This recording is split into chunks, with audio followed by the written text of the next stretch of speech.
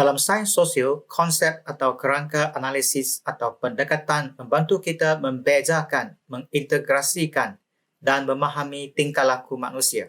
Kuliah 1 membantu pelajar memahami pandangan-pandangan yang berbeza tentang hubungan pekerjaan dan interaksi dalam organisasi pekerjaan. Hubungan industri merangkumi satu set fenomena di dalam dan di luar tempat kerja, bertumpu kepada menentukan dan mengawal hubungan pekerjaan. Di tempat kerja, ia meliputi hubungan antara pekerja dan majikan. Di luar tempat kerja, ia melibatkan kesatuan sekerja dan institusi kerajaan yang mengawal hubungan pekerjaan. Terdapat 3 perspektif mengkaji hubungan industri, iaitu perspektif unitary, plural dan Marxist.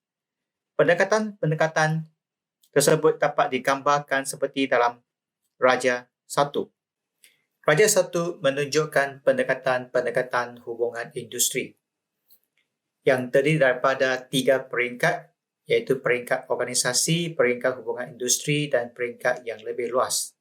Di peringkat organisasi, terdapat 3 perspektif yang berlainan biasanya digunakan untuk menganalisis hubungan antara pekerja dengan majikan dan juga kesatuan sekerja.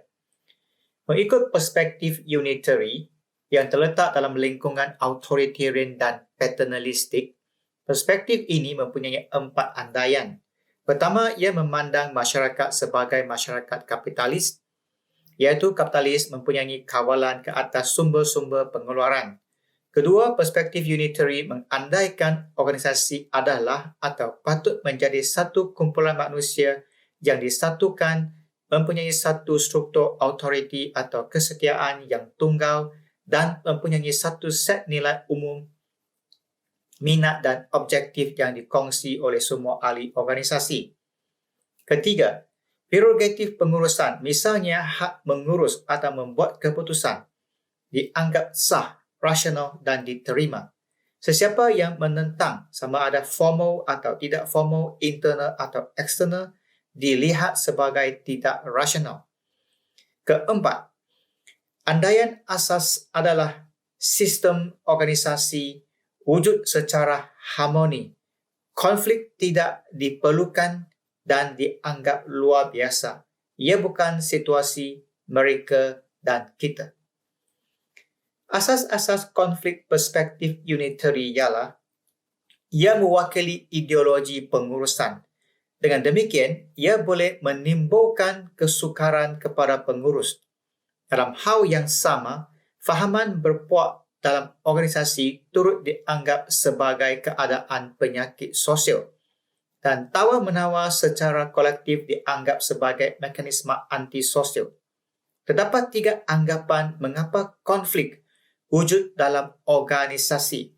Pertama, konflik wujud dipercayai adalah perselisihan tetapi tidak bersifat struktural dan disebabkan oleh faktor-faktor seperti pertembungan kepribadian dalam organisasi.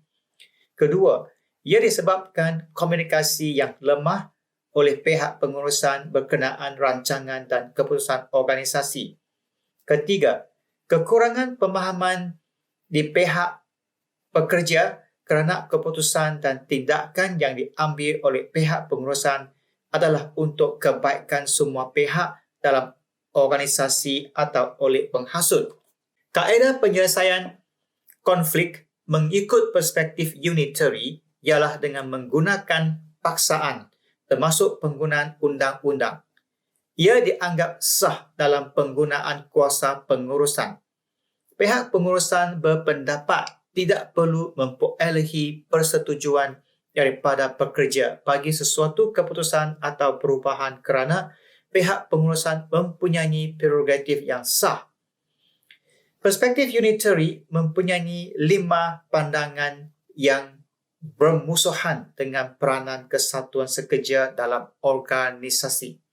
Pertama, ramai pengurus mempersepsikan kesatuan sekerja sebagai satu gangguan luar ke atas organisasi bersaing mendapatkan kesetiaan pekerja.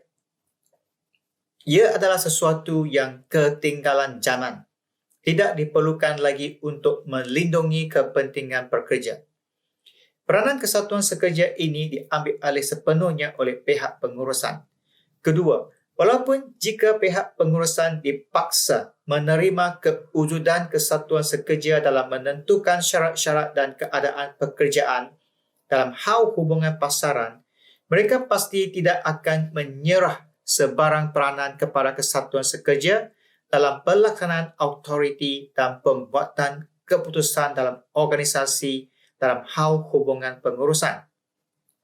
Ketiga, kesatuan sekerja berkemungkinan dilihat sedikit lebih daripada satu alat kuasa politik yang digunakan oleh militan minoriti untuk menghapuskan struktur politik, sosio dan ekonomi masyarakat yang sedia wujud dan sah. Maka kewujudan kesatuan sekerja dan tawar-menawar secara kolektif adalah diseksa lebih daripada dialuk-alukan dan akan ditolak barangkali di mana-mana sahaja. Keempat, walaupun ada pengkaji yang percaya bahawa pandangan tersebut berkenaan organisasi telah diabaikan oleh kebanyakan ahli sains sosial sebagai tidak sepadan dengan realiti dan tidak berguna untuk tujuan analisis, ia tidak patut dicampak begitu sahaja. Ia membekalkan asas yang kurang sedar. Misalnya, the right to manage.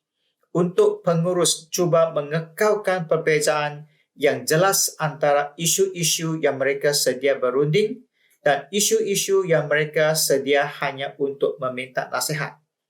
Kelima, tanpa ragu, ia kelihatan membekalkan asas kepada kebanyakan pembangunan pengurusan sumber manusia baru-baru ini dan khususnya ramalan kepentingan umum, budaya dan nilai ideologi dalam organisasi.